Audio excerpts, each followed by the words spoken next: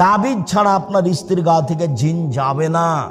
আপনার স্ত্রী বলবে মরে যাব তবুও বালা কি তাবিজ গায়ে দিব না। আরে 10 দিন পরে মরতাম, না হলে এখনই মরলাম।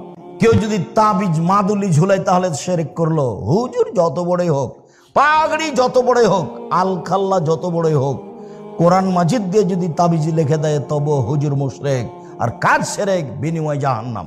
মাদুলি আপনার গায়ে, আপনার স্ত্রীর গায়ে, আপনার ছেলের গায়ে, আপনার মেয়ের গায়ে, গলায় কারো থাকবে না। আল্লাহ রাসূল একটা লোকের হাতে দেখলেন বালা, তামার বালা। এখানে অনেকের তামার বালা আছে, যারা কাজ করতে আসে তাদের হাতে তামার বালা আছে, নইলে ঘড়ি জাতীয় বালা আছে। আল্লাহ রাসূল বলেন এটা কি? আল্লাহ রাসূল আমার শরীরে একটু অসুস্থ ব্যথা আছে সেই জন্য দিয়েছি। আরে এইটা দিয়ে তোমার ব্যথাই বেশি হবে, কমবে না, তুমি এটা খুলে ফেলো। তুমি যদি মরে যাও আর এটা যদি তোমার গায়ে থাকে তোমাকে জাহান্নামে যেতে হবে।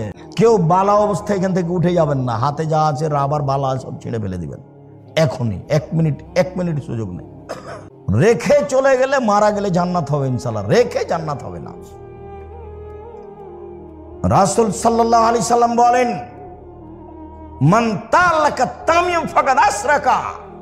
কেউ যদি তাবিজ মাদুলি ঝুলাই তাহলে শিরক করলো। হুজুর যত বড়ই হোক, পাগড়ি যত বড়ই হোক, আলখাল্লা যত বড়ই হোক, কোরআন মাজিদ দিয়ে যদি তাবিজ লিখে দেয় তবু হুজুর মুশরিক, আর কাজ শিরক, বিনিময় জাহান্নাম।